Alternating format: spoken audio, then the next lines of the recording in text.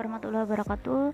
Saya dari kelompok 7 bersama dengan Mas Maksum dan Mbak Lulu akan sedikit memaparkan mengenai kegagalan PKI 48 dan sakit hatinya Amir Syarifuddin.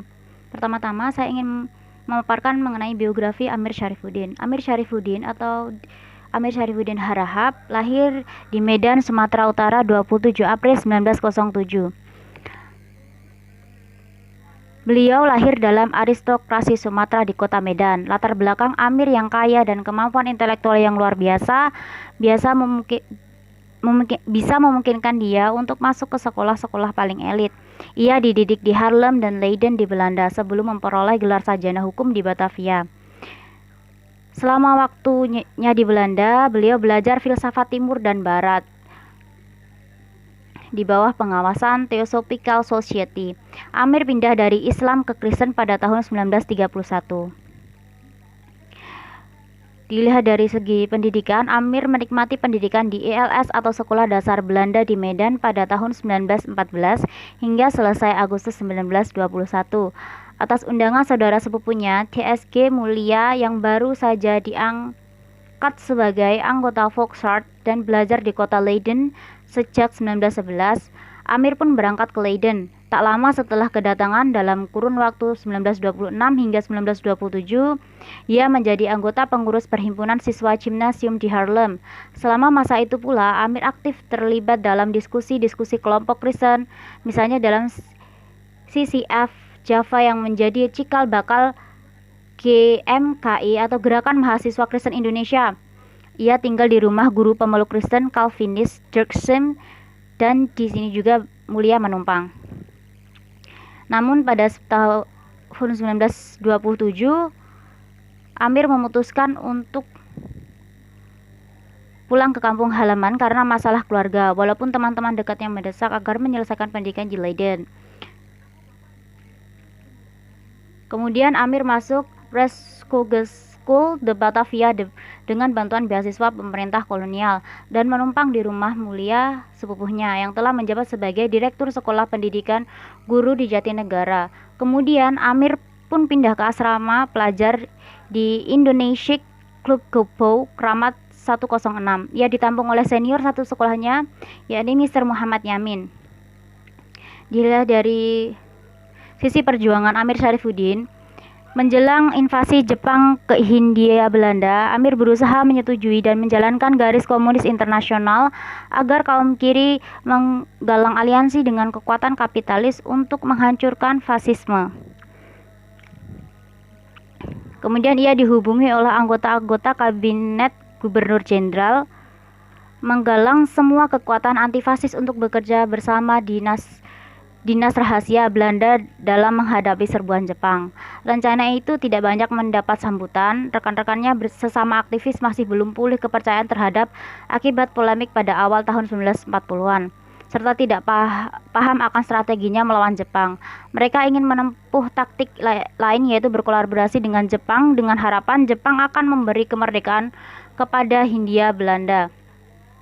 Setelah kolonialisme Belanda dikalahkan, dalam hal ini garis Amir yang terbukti benar. Pada bulan Januari 1943 ia tertangkap oleh fasis Jepang di tengah gelombang-gelombang penangkapan berpusat di Surabaya. Kemudian Amir sendiri menjabat sebagai menteri pada kabinet presidensial, Kabinet Syahrir I, Kabinet Syahrir II, Kabinet Syahrir III. Lalu beliau menjabat sebagai Perdana Menteri dari 3 Juli 1947 hingga 29 Januari 1948. Lalu membentuk Kabinet Amir Syarifuddin I dan Kabinet Amir Syarifuddin II. Lalu Amir Syarifuddin memutuskan untuk menyerahkan jabatan sebagai Perdana Menteri dikarenakan kegagalan perjanjian Renville, sehingga pada tanggal 23 Januari 1948 beliau mundur jabatan sebagai Perdana Menteri. Mungkin itu saja yang bisa saya jelaskan dari biografi Amir Syarifuddin. Sekarang yang akan menjelaskan adalah Mas Maksum. Monggo. Bismillahirrahmanirrahim. Assalamualaikum warahmatullahi wabarakatuh. melanjutkan materi yang telah disampaikan oleh Mbak Febri tadi. Seperti yang dikatakan Mbak Febri tadi, Amir Syarifuddin adalah mantan Perdana Menteri dan Menteri Pertahanan, juga Menteri Penerangan. Dieksekusi hampir bersamaan dengan serbuan pasukan Belanda ke Yogyakarta pada Perang Kemerdekaan 19 Desember 1948 atau bisa disebut sebagai agresi militer 2. Eksekusi bagi Amir adalah tragedi kemanusiaan terbesar bagi bangsa yang baru merdeka. Sepertinya bunyi pepatah lawas, revolusi memakan anaknya sendiri. Dalam kancah perang kemerdekaan 2 tersebut, dua figur yang paling berjasa membangun TNI di awal masa kemunculannya menempuh jalan yang berbeda. Pertama adalah Jenderal Sudirman, yang abadi namanya berkat perjalanan gerilya yang fenomenal. Sementara tokoh satu lagi yakni Amir Syarifuddin menemui ajalnya secara mengenaskan dan tersingkir dari historiografi resmi. Kontribusi Amir bagi pembangunan kelembagaan, misalnya Kementerian Pertahanan dan Badan Intelijen, tak berbekas sama sekali. Eksekusi Amir yang terkesan terburu-buru dan berdasarkan alasan yang kurang jelas masih jadi bahan perdebatan sampai hari ini. Keterlibatan Amir sendiri dalam peristiwa Madiun 1948 juga sulit dimengerti. Tak berlebihan bila dikatakan Amir Syarifuddin adalah protagonis dalam peristiwa Madiun, sementara sang antagonis adalah musuh.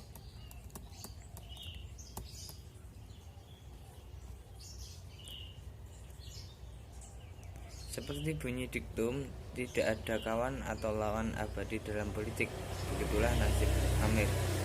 Dia tinggal dalam kesendirian sampai ajal menjemputnya di Ngalian, Kabupaten Karanganyar. Fenomena ini semakin jelas bila dihubungkan dengan figur Perdana Menteri Hatta, teman seperjuangan Amir sejak masa pergerakan. Hatta adalah seorang Perdana Menteri yang menggantikan Amir pasca setelah perjanjian Renville. Tampaknya tidak ada upaya sungguh-sungguh dari Hatta untuk mencegah eksekusi. Tak hanya Amir, sebagian besar pelaku peristiwa Madiun adalah teman seperjuangan Hatta. Bahkan nama-nama seperti Maruto Darusman, Setiaji, dan Abdul Majid Joyoningrat adalah teman Hatta sejak menempuh pendidikan di Belanda dan sama-sama tergabung dalam Perhimpunan Indonesia.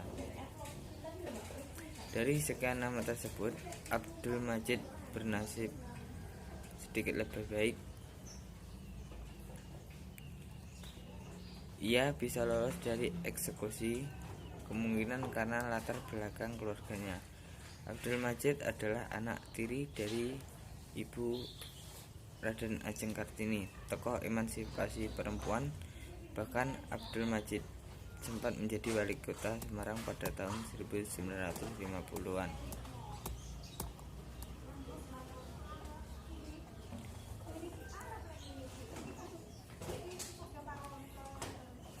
Saat setelah tertangkap di daerah Kudus, Amir sempat diarak keliling Yogyakarta sebagai seorang pesakitan.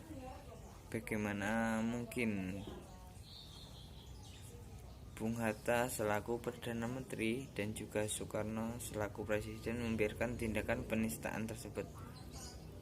Apakah yang terjadi saat itu benar-benar di luar kendali Soekarno dan Hatta sebagai otoritas sipil dan sampai sekarang masih misteri.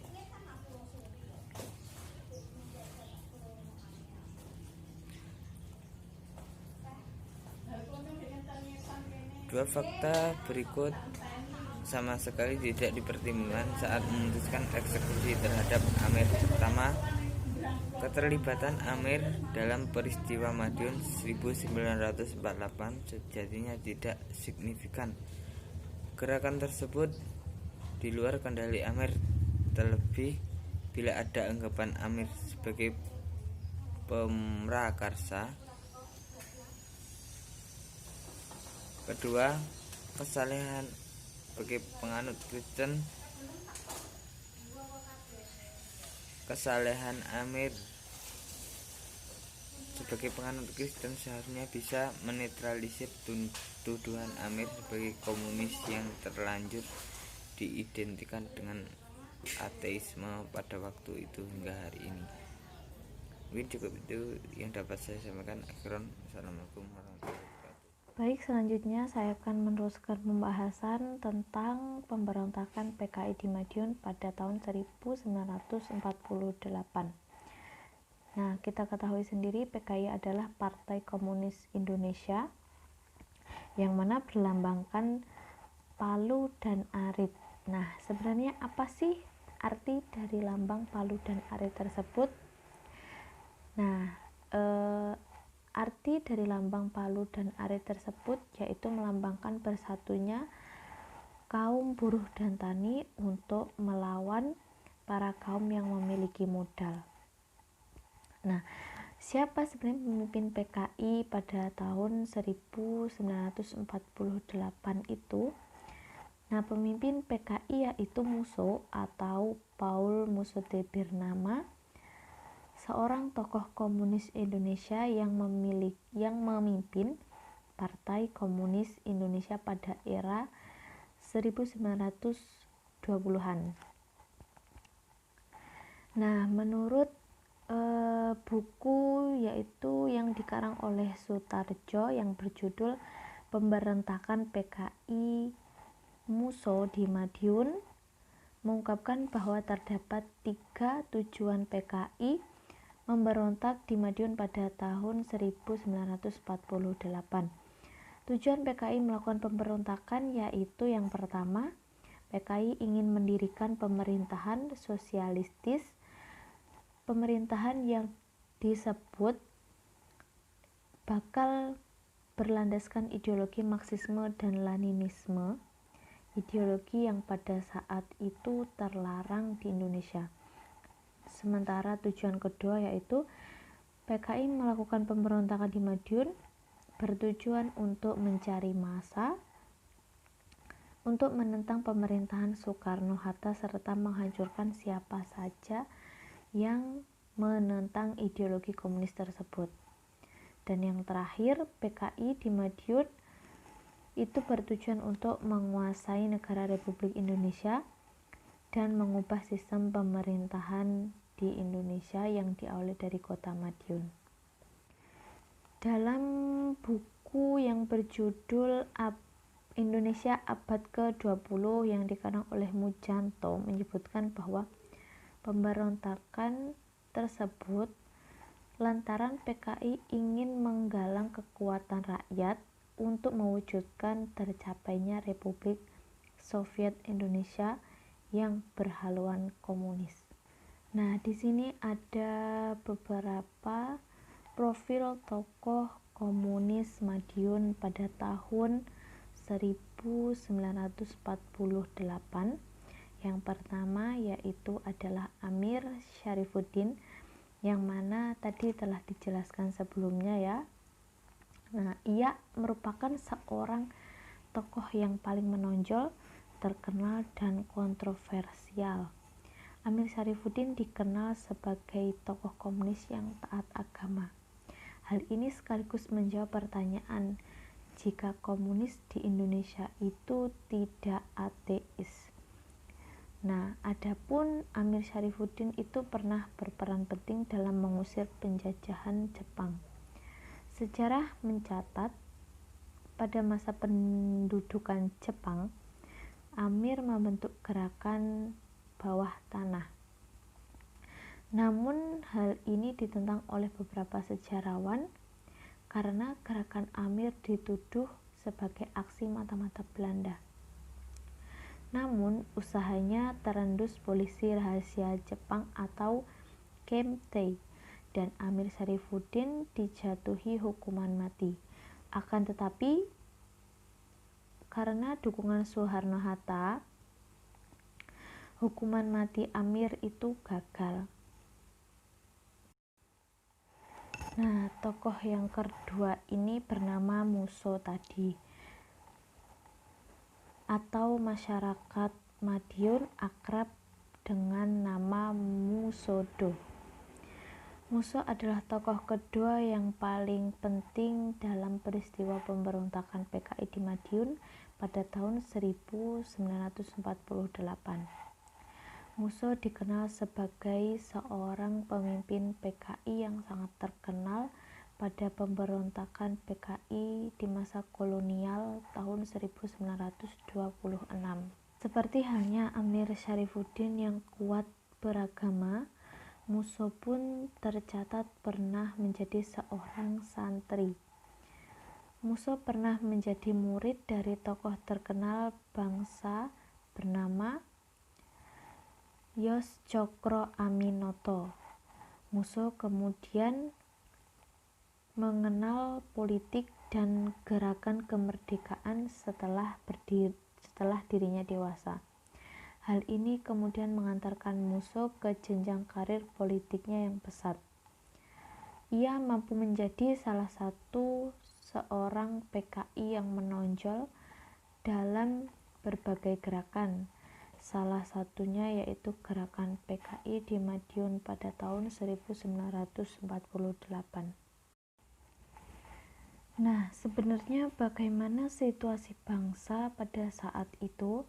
Nah, situasi pada saat itu yaitu perpecahan sayap kiri. Nah, sayap kiri ini adalah biasanya mengacu pada kelompok yang dihubungkan dengan aliran sosialis dan demokrasi sosial, dan biasanya juga dianggap sebagai lawan dari sayap kanan. Nah, seperti yang sudah saya jelaskan tadi, di mana PKI ini menginginkan Indonesia itu pemerintahan yang sosialis. Nah, perpecahan ini disebabkan oleh Amir Syarifuddin menjadi cenderung makin ke kiri atau komunis dan mengalami radikalisasi. Nah, karena perpecahan itu, Amir Syarifuddin yang tadinya menduduki kabinet, nah itu cenderung semakin ke kiri dan mengalami radikalisasi. Nah, akhirnya Amir Syarifuddin itu mundur sebagai Perdana Menteri. Sebelumnya kabinet Amir merupakan pencapaian tertinggi di kalangan komunis. Nah, situasi selanjutnya yaitu Hatta diangkat sebagai Perdana Menteri. Hal ini dianggap sebagai kerugian lain bagi kalangan sayap kiri karena Hatta dianggap sebagai sosok yang anti komunis. Nah, setelah kabinet Amir Syarifuddin itu turun, selanjutnya Hatta diangkat sebagai Perdana Menteri menggantikan Amir Syarifuddin itu. Nah, Hatta mengeluarkan kebijakan rasional dan mobilisasi angkatan perang yang dikenal dengan sebutan RERA atau rekonstruksi rasionalisasi. Nah, sebenarnya apa sih penyebab kegagalan komunis Madiun pada tahun 1948 itu? Nah, di sini ada beberapa penyebab kegagalannya. Yang pertama yaitu terbatasnya doktrin Marxisme dan Leninisme terkait imperialis dan tanah jajahan di kawasan Asia. Yang selanjutnya yaitu ketidakpahaman Musso terhadap kondisi sosiokultural Indonesia. Karena Musso ini dia itu sudah lama tinggal di Moskow dan telah mengira bahwa Indonesia itu sebagaimana Vietnam, di mana Vietnam itu telah begitu jauh berada dalam kendali golongan komunis. Padahal sesungguhnya atau kenyataannya justru sebagian besar masyarakat Indonesia itu bersikap anti komunis. Nah, Musso dan Amir Syarifuddin itu kalah pamor dengan Soekarno-Hatta. Dan kegagalan tersebut karena tidak adanya dukungan masyarakat terhadap PKI. Nah, elemen-elemen kiri juga belum sempurna terkonsolidasi.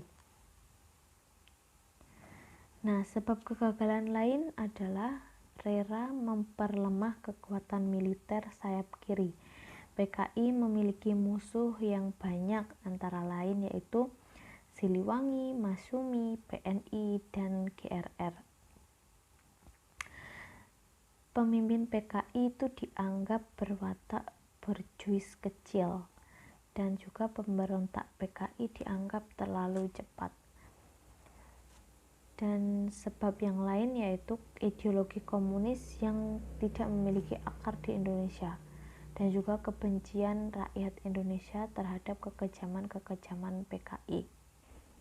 Dari beberapa pernyataan pada judul buku, yaitu Lubang-Lubang Pembantaian Petualangan PKI di Madiun, mengungkapkan bahwa Masyumi yang merupakan partai besar di Indonesia mampu mengatasi peristiwa pemberontakan PKI di Madiun pada tahun 1948. Hal ini berangkat dari Masyumi yang pernah memenangkan kursi di Madiun sebagai partai pemenang kedua. Nah, pada saat pemberontakan PKI di Madiun pada tahun 1948 terjadi, sejarah mencatat Masyumi itu berjasa sebagai partai yang membantu meredam peristiwa tersebut. Hal ini dilakukan Masyumi dengan menjadi informan kepada pasukan Siliwangi. Nah, pasukan tersebut bertugas untuk menumpas pemberontakan PKI Madiun bersama divisi Diponegoro dan divisi Brawijaya. Selain menjadi informan, Masyumi juga bertugas membentengi rakyat dari pengaruh PKI. Masyumi banyak memulai meningkatkan pemahaman ajaran agama Islam pada masyarakat. Nah, ajaran Islam yang selalu mereka sampaikan adalah Islam yang mengajarkan harus membela bangsa dan negara dari ancaman separatis. Salah satunya tentu saja pemberontakan PKI di Madiun. Baiklah, mungkin cukup sekian presentasi dari kelompok kami. Kurang lebihnya kami mohon maaf yang sebesar-besarnya. Dan selanjutnya dibuka yaitu sesi pertanyaan. Mungkin cukup sekian. Wassalamualaikum warahmatullahi wabarakatuh.